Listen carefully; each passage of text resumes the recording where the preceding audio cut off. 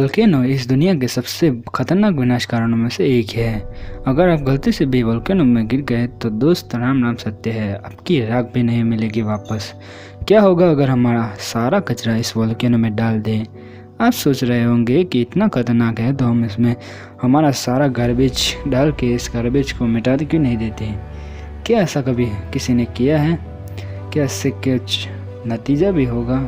तो क्या होगा इसका अंजाम? तो इस वीडियो को उन सारी बातों को चर्चा करेंगे, तो इस वीडियो को एंड तक देखिए।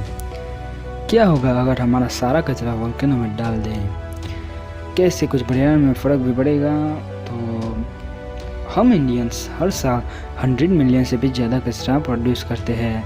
इतना सारा गार्बेज डालने के लिए, वोल्केनो में डालने के लिए हमें बहुत सारे वोल्केनो की ज़रूरत होगी। बदकिस्मती से हमारे अर्थ पर सिर्फ 500 ही एक्टिव वोल्केनो हैं और हमारे भारत में तो एक भी नहीं है। जो भी एक्टिव वोल्केनो है वो रिहायशी इलाकों से बहुत दूर है। इसका मतलब है कि वो गार्बेज को वोल्केनो तक ले जाने में बहुत तगड़ा खर्चा आएगा, और हम जब वोल्केनो तक पहुंच जाए तो वो इस तरीके का वोल्केनो होगा ही नहीं जिसे हमें तलाश थी। हमें चाहिए शील वोल्केनो जो लावा को आसानी से बाहर बहा सके, वो भी ढूंढना इतना आसान नहीं है, क्योंकि शील वोल्केनो के कजिन्स उनके जैसे ही दिखते हैं, लेकिन वो किस समय फट जाए इसका कोई भरोसा नहीं। वहाँ जाना खतरे से खाली नहीं है। चलो हम मान लेते हैं कि हमें एक एक्टिव शील वोल्केनो मिल गया जो कचरा डालने के लिए एकदम परफेक्ट है। वोल्केनो के अंदर कचरा कौन डालेगा? क्योंकि वोल्केनो को मुहाने में बहुत सारे पॉइजनस गैस होती है, उठता हुआ लावा होगा और कई बार छोटे मोटे विस्फोट होते रहते हैं। इसके कारण बहुत सारा मलबा, गर्म मलबा बाहर, मतलब पत्थर वगैरह बाहर फेंकता रहता है। अब ये भाई कोई भी जॉब करने जाएगा वो 100 बार जरूर विचारेगा वहाँ जॉब करने जाएगा। तो लेट्स सी 2002 में इथोपियन रिसर्चर ने 30 किलो का बैग से बड़ा कचरा वोल्केनो में डाल दिया था। उसका रिजल्ट अनप्रेडिक्टेबल था।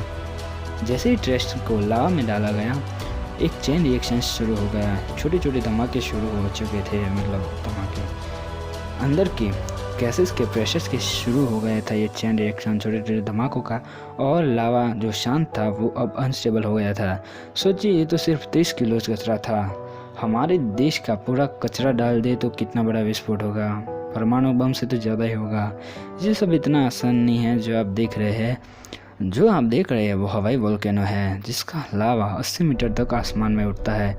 इसके बाद भी हम कचरा वोल्केनो में डाल दिया तो कचरा विदाउट फिल्टर के जलने के कारण तगड़ा एयर पोल्यूशन होगा। प्लस सारे मटेरियल लावा से कम्प्लीटली जल के ख़त्म नहीं होते हैं। सारे अनडिस्पोजल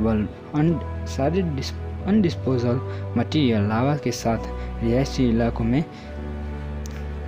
इलाकों में लावा के द्वारा आ जाएगी। तो इसके कारण लैंड पोल्यूशन भाई बहुत तगड़ा हो जाएगा और वो मिटेगी भी नहीं।